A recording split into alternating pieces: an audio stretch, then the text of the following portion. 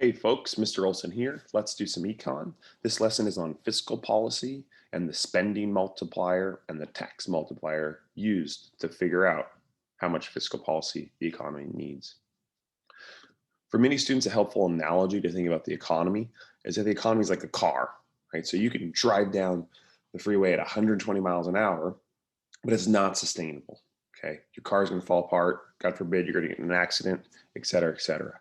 So that's like the economy having extremely low unemployment. It's running very, very hot, and it's just not going to be sustainable in the long run. Okay. On the other hand, you could drive 20 miles an hour, which is going to be too slow, right? And you're not utilizing the full capability, the full potential of your car, right? And that's the equivalent of having really, really high unemployment, right?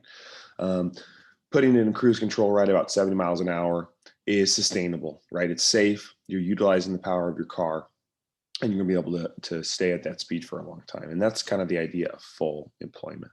And you could build this analogy even further and think about, well, so different countries have different capacities, right? So industrialized or post-industrialized nations versus developing nations have different sort of top speeds. And if the engine, which could be new technologies, or your gas mileage, which could be productivity increase, then the car can drive faster. And that's the same as real economic growth, which is increasing your LARS, right? So you can kind of get some aftermarket improvements to your car. Okay. This is a helpful analogy to think about government policy. So when we talk about fiscal policy today, you can think about the government actually speeding up or slowing down the economy using policy tools to get us back to that sustainable full employment output. Okay, a couple things to clarify terms before we jump in. As we've already discussed, for the whole US economy, C plus I plus G plus XN, the most important element of it is consumption. Okay, consumers are a really important part of our economy, about 70% of the economy. And consumers are going to spend a certain amount no matter what, regardless of their income. And that's called autonomous consumption. Okay, so independent of changes of income, there's certain things uh, for food, rent, gas, consumers are going to spend. So it's called autonomous consumption, and it's used to pay for necessities. And then another term that's going to come up a lot on these questions is disposable income. Okay, so consumer spending is made up of autonomous spending and disposable income. Disposable income is your income after taxes. Okay, if incomes are less than autonomous spending, then there's something called dis savings or negative savings. So that's if your income goes below your autonomous spending, but you still got to pay your basic bills, then you're going to have negative savings. Okay. And so we want as much disposable income out there as possible for consumers, and we want them spending, and that's an important private sector part of our economy. However, if incomes fall and people aren't buying things, who's going to step in to buy things? Well, it's going to be Uncle Sam. Okay, and I love this cartoon. We have Uncle Sam here working on a broken pipe in the U.S. economy, and he has two different toolboxes at his disposal. Okay, the U.S. government has fiscal policy and monetary policy. Okay, and fiscal policy are actions by the Congress to stabilize the economy. Monetary policy we will deal with next unit. This unit, we're going to focus on fiscal policy, which, as you can see by this toolbox, is changes in taxes and changes in spending to help the economy. There are some different subcategories of fiscal policy. Okay, so what's discretionary fiscal policy? Discretionary fiscal policy is when Congress creates a new bill, and the goal of fiscal policy is to change AD through government spending or taxation. Okay, and one of the challenges of discretionary fiscal policy is time lags. It takes Congress a long time to debate and pass bills. It takes a long time for those government spending projects to ripple out into the economy. Okay? So, for example, if you're in a recession, then Congress could increase government spending to try to close that gap. Okay. We also have something that's really cool called non-discretionary fiscal policy. These are also known as automatic stabilizers. So these are permanent laws that can change spending or taxation, and they work counter-cyclically to stabilize the economy. For example, a lot of welfare programs are going to automatically have an increase in spending if poverty increases due to recession. Same thing with unemployment insurance. If unemployment is way up, more folks are automatically going to start collecting unemployment insurance, and that's going to be counter-cyclical. It's going to put more money in people's pockets right as unemployment started to jump up really high. And then progressive income taxes are a great example of automatic stabilizers, because if the economy is doing really, really well and more people are earning more money, then they're going to pay a higher percentage of their taxes to the government, which can put counter-cyclical pressure to slow the economy down. On the other hand, if we're in a recession and incomes are down, then folks are going to pay a lower percentage of their income to the government. Okay. So we have discretionary fiscal policy and non-discretionary fiscal policy. Let's talk about which direction we're sending the economy in terms of creating growth or slowing it down. Okay, so contractionary fiscal policy is like putting a brake on that overheated economy. Okay, contractionary fiscal policy are laws that reduce inflation, and they're going to decrease GDP to close an inflationary gap, also known as a positive output gap. What are specific tools we're going to implement? You could decrease government spending, or you could increase taxes. And if you increase taxes, that's going to decrease disposable income and therefore decrease consumption. You can do any combination of those two things as well. Okay, some of the biggest stimulus bills, including the ones to fight the Great Recession and the COVID crisis of 2020, have included both changes in taxes and spending. Okay, so that would be to slow the economy down.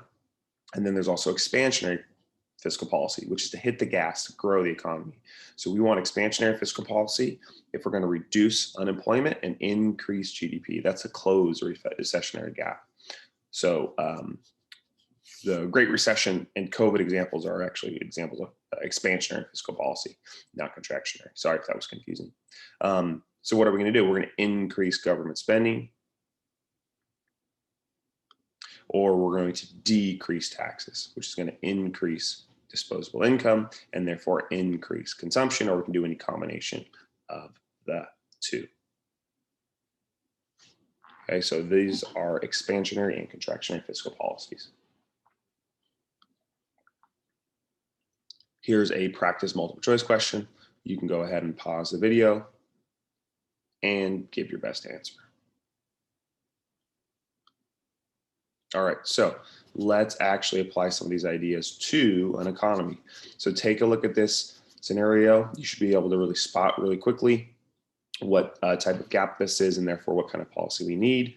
You can see that our current GDP is less than our potential GDP, in fact, by $100 billion. So this is a recessionary gap. So we therefore need expansionary fiscal policy. And if we're going to use government spending to change that, we would increase government spending because that would increase aggregate demand to close the gap. Okay, so the next question is, how much should the government spend? Well, it's $100 shortfall in real GDP. Okay. So most students say we should increase spending by $100 billion. That is not the correct answer. You should not spend $100 billion because if they did, aggregate demand would probably look something like this. And you would overshoot and you'd move us into an inflationary gap. Okay.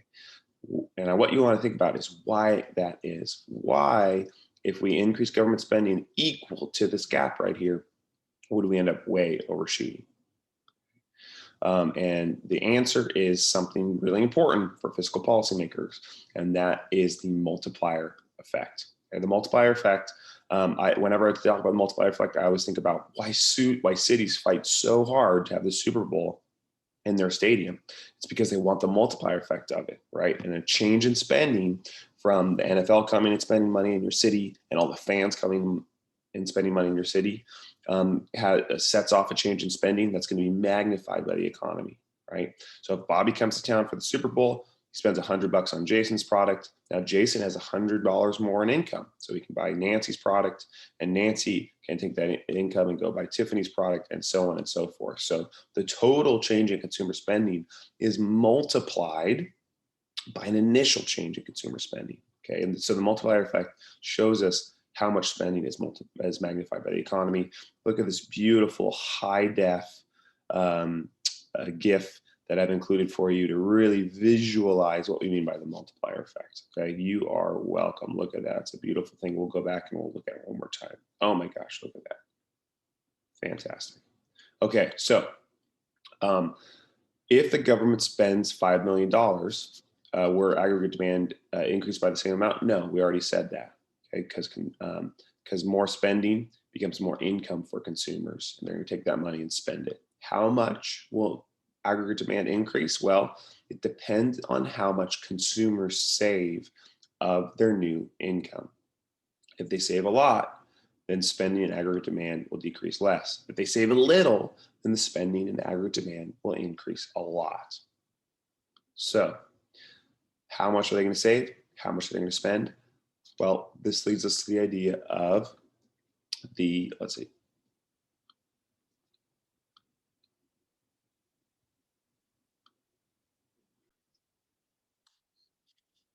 this leads us to the idea of the marginal propensity to consume, also known as the MPC. Okay, your MPC is how much you consume rather than save when there's a change in income. It's always going to be expressed as a decimal. Okay, so your MPC is your change in consumption divided by your change in income. Okay, so if you receive $100 and you spend 50, your MPC is 0.5. If you receive $100 and you spend 80, your MPC is 0.8 because you're spending 80% of that change in spending. If you received $100 and you spent 100, then your MPC is 1, okay, because 100% of your change consumption is being, 100% of your change in income is being consumed. Okay, so we always assume in basic economics, if you get a change in income, you can only do two things with it. You can save it or you can spend it. So your MPC is how much you spend. Your MPS is how much you save. Okay, so it's how much, it's your marginal propensity to save. So it's how much you save rather than consume based on a change in your income. So your MPS is simply change in savings divided by change in income. If you receive $100 and you save 50, your MPS is 0.5. If you received $100 and your MPC is 0.7, what's your MPS?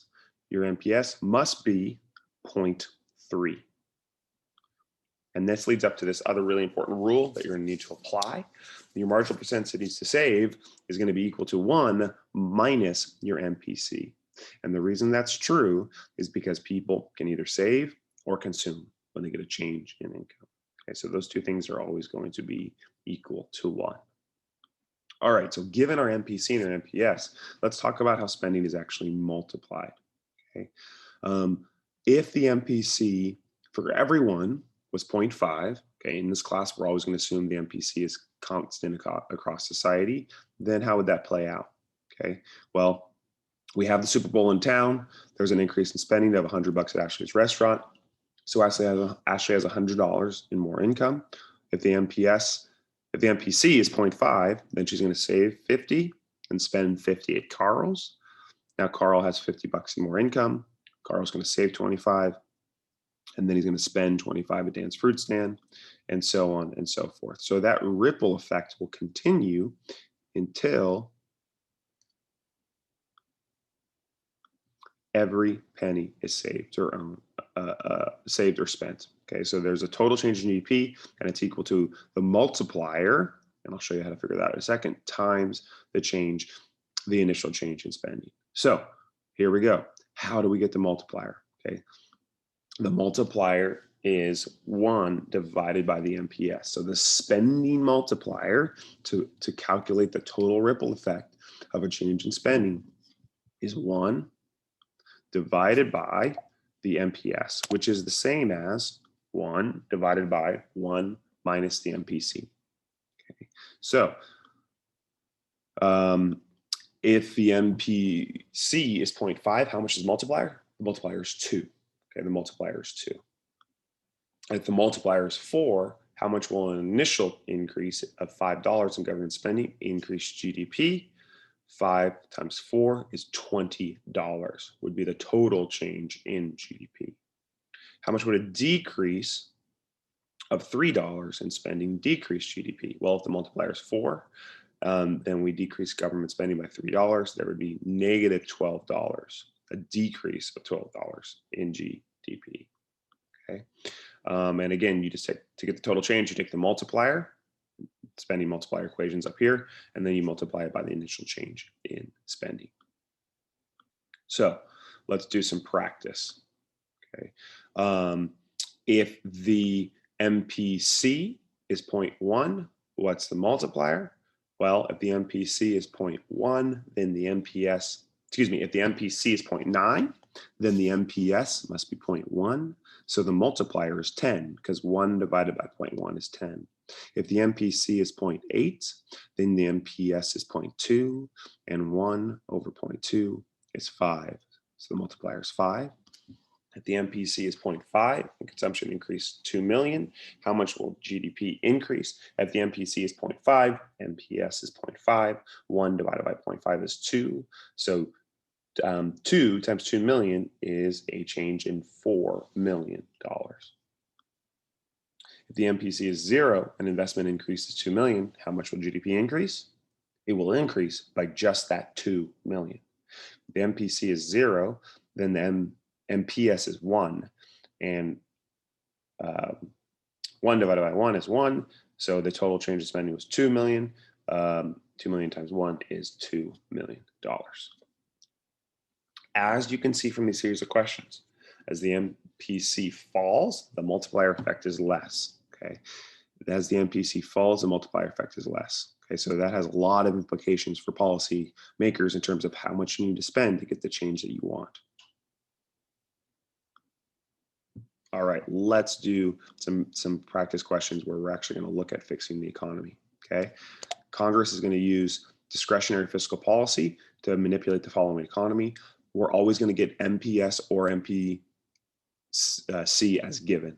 Okay, we know in this situation our MPC is 0.8, which means for every new dollar that consumers get in their pockets, they're going to spend $80 of it, and they're going to save $20, 20% of it. Okay, they're going to, for every dollar, they're going to spend 80 cents, and they're going to save 20 cents. Okay, all right, take a look at this scenario. You should be able to answer all 4 of these questions right now on your own. In fact, you should pause it and try it, then we'll go through it together. Okay, what type of gap is this? This is a recessionary gap, so we need expansionary fiscal policy. For expansionary fiscal policy, we can increase government spending, or we can decrease taxes. What is the least amount of initial government spending needed to close the gap? Well, the gap is $500 billion, and the MPC is 0.8, which means the MPS is 0.2, which means the spending multiplier is 1 over 0.2, which is 5. So if the minimum amount needed to close the gap would be an increase in government spending of 100 billion, because 100 billion times 5 equals 500 billion. So that's an example of how you would implement the multiplier to figure out how much fiscal policy you need. Okay, and if we did that right, we would increase aggregate demand to the right, and we would bring the economy back to full employment. Beautiful. Let's try this example. You can go ahead and pause the video and try it on your own. In this instance, the MPC is 0.5, which means the MPS is 0.5, which means the multiplier is 2. What type of gap is this? This is an inflationary gap. So we need contractionary fiscal policy, which means we can decrease government spending or increase taxes. How much is needed to close the gap? Let's decrease government spending. We have a gap of $20 billion, and the multiplier is 2. Therefore, we should decrease government spending by $10 billion in order to close the gap, decrease aggregate demand, bring us back to a nice, sustainable, full employment output. All right, let's talk a little more details about taxes, because this is showing the impact of government spending changes. Taxes are going to work a little bit differently. Okay, when we're analyzing the multiplier effect, we're going to need to consider taxes. The multiplier effect is going to apply to taxes. Okay, but changing taxes has less of an impact than government spending does. And I want you to try to think about why. Why would changing taxes have less of an impact than government spending? Okay. And let's take a look at a little scenario to try to think through this. Okay. If we're going to use expansionary fiscal policy, we're going to cut taxes. If the marginal propensity to consume is 0.75, then the multiplier is 4, because the MPS must be 0.25 and 1 over 0.25 is 4. Okay, so the spending multiplier is 4. Okay. The government cuts taxes by $4 million. How much will consumer spending increase? Okay, it's not 16 million. Okay, that would be if we use the spending multiplier. However, taxes are going to work a little bit different. When consumers get the tax cut, consumers will save the first $1 million of that tax cut and then spend 3 million. And then that 3 million that they saved will be magnified and rippled throughout the economy. So the tax multiplier is actually 1 less. So that 3 million would be then multiplied by 4 across the economy. And then we would get a $12 million increase in consumer spending. Okay, but what I want you to see with these numbers here is there's one less ripple effect.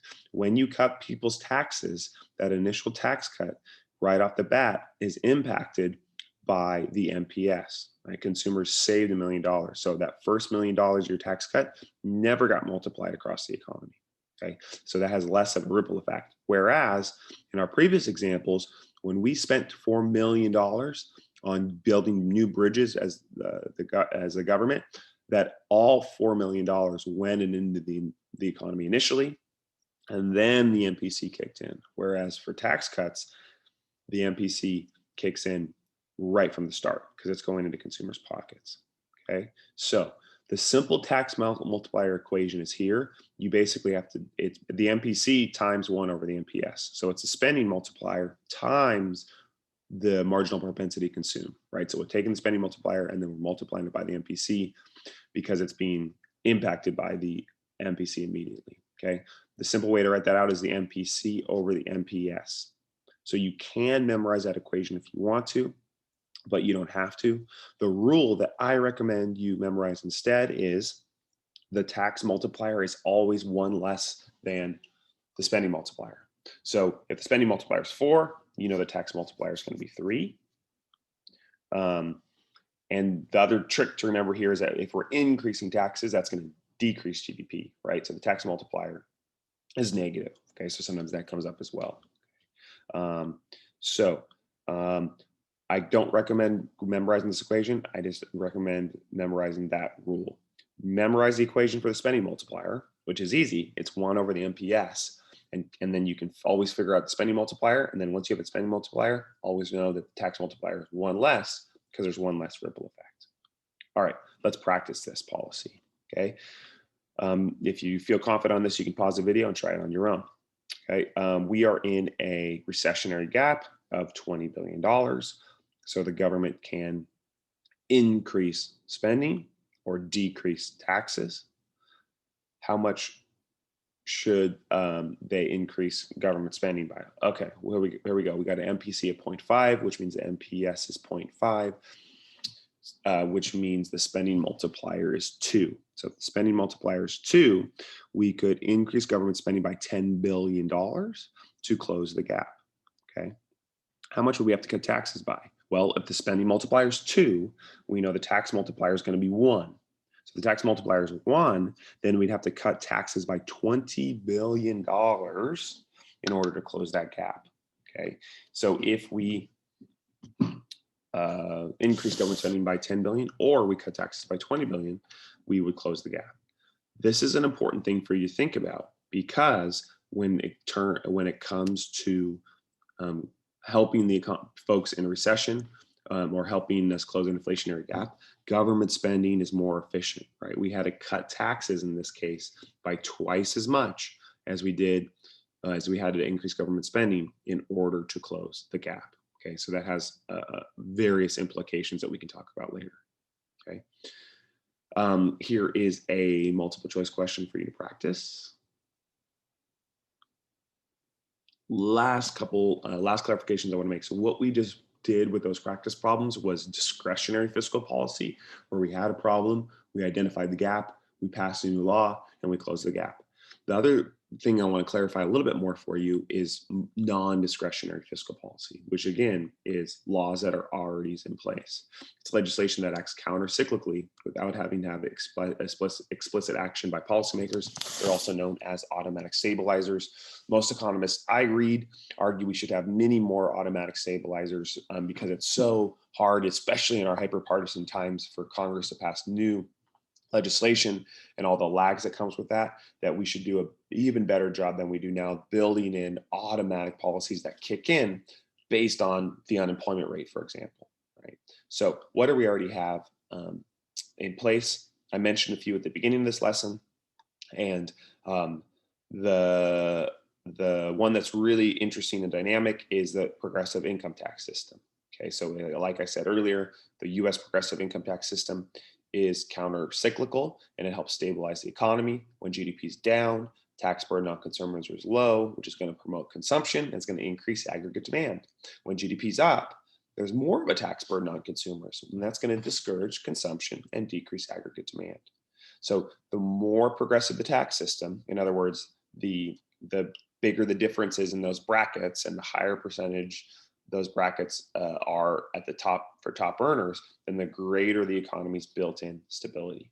Okay, so more progressive tax systems can kind of help smooth the boom and bust of the business cycle because it's an effective automatic stabilizer.